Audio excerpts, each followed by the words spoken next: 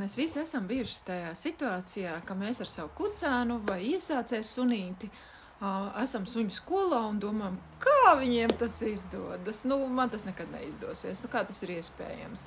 Un parasti tas ir pirmajā vai pirmajās pāris nodarbībās, kad saimnieki ar sunīšiem pārnāk no individuāla treniņa, tad varbūt viņi ir bijuši kādā vēl tandēm nodarbībā, bet ja viņi no individuāla treniņa pārnāk uzreiz grupiņā, tad reizēm ir tā, ka jo tas ir, protams, lielāks izaicinājums, kā tad, kad mēs strādājam viens pret viens, vai tad, kad jūs sunītis strādā ar jums kopā mājas vidē, tad tā pirmā nodarbība, kurā mēs ienākam grupiņā, viņa patiesībā ir ļoti, ļoti izaicinoša, taču viņa ir nereāli svarīga. Un tāpēc, ko mēs parasti darām un kam mēs pievēršam uzmanību pirmajā grupas nodarbībā. Un pirmajā grupas nodarbībā mums ir ārkārtīgi svarīgi sākt radīt, raisīt, attīstīt sunītī pozitīvas asociācijas ar atrašanos citā vidē, kur ir sveši cilvēki, sveši suņi.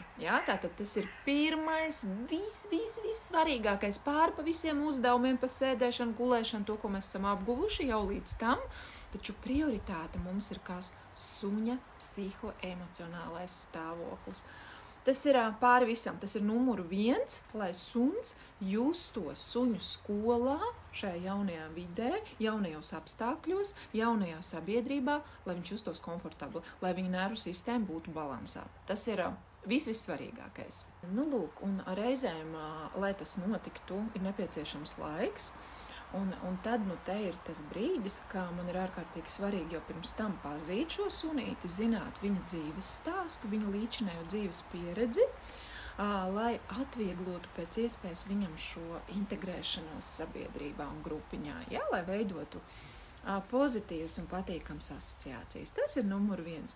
Un tad pēc tam, kad sunīts jau es redzu pēc ķermeņa valodas, pēc uzvedības, ka viņš sāk iejusties, ka viņš jūtas labi, komfortabli un sāk nomierināties, tad mēs arī sākam aicināt un motivēt viņu uz sadarbību ar savu saimnieku.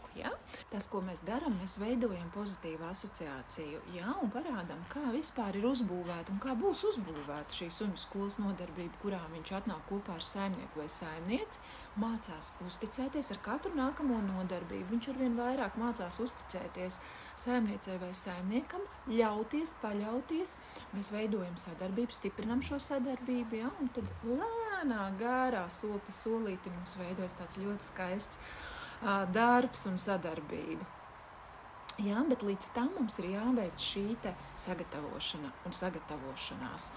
Un tad, kad sunīts atbrauc vienu reizi, otru reizi, viņam jau rodas priekšstats, un viņam veidojas asociācija. Un viņš zina, ka viņš atbrauks, ka viņš pavadīs brīnišķīgu, pozitīvu laiku kopā ar savu saimnieku vai saimnieci, ka viņam būs starpbrīdis, kurā viņš rotaļāsies ar savu saimnieku, ar savu vismīļāko mantiņu pasaulē.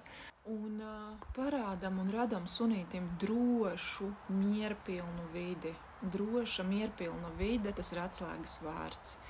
Un rādam, ka atbraucot uz suņu skolu, kur ir citi suņi, citi cilvēki, sunīts var justies labi, droši, mācīties, apgūt, sadarboties, parotaļāties un, protams, arī garšīgi paēst. Tā kā, tas ir ārkārtīgi svarīgi, un caur to mēs sunītī raisam šo entuziasmu mācīties, entuziasmu darboties, entuziasmu un vēlmi gribēt strādāt, gribēt pildīt kādu no pirmajiem uzdevumiņiem, ar kuriem mēs sākam. Jo tā suņa vēlme, tas ir pāri visam. Mums vispirms ir jārada viņā vēlme un interesi mācīties. Un es jums vienmēr pašiem stāstu to salīdzinājumu. Arī mēs cilvēki, tad, kad mēs aizbraucam kaut kur vai uz kādu jaunu vietu, jaunu vidi, kur ir citi cilvēki, kāds pasākums, sveši ļaudis, mums arī ir nepieciešams tās pirmās 5-10 minūtes, lai mēs integrētos, lai mēs adaptētos, lai mēs aprastu, pierastu, lai mēs novērtētu situāciju, novērtētu šo sajust, šo atmosfēru, Un tikai tad ir tās emocijas, kā mēs jūtamies. Un ja mēs jūtamies labi, tad mēs jutīsimies arī droši un atvērti. Ja mēs sajūtam kādu varbūt negāciju vai negatīvu emociju sevī, tad mēs vairāk ievilksimies, ieiesim sevī, ja? Un nebūsim tik droši, tik atraisīti, tik ļoti paši.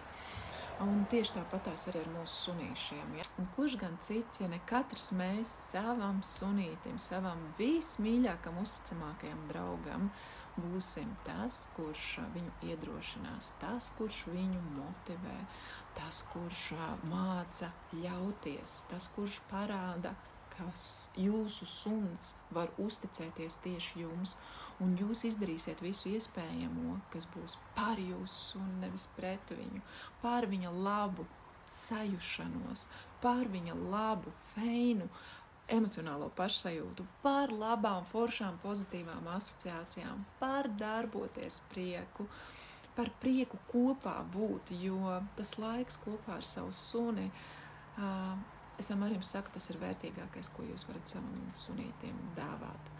Tāpēc, lai šis laiks kopā ir piepildīts, pozitīvs, enerģisks un priecīgs.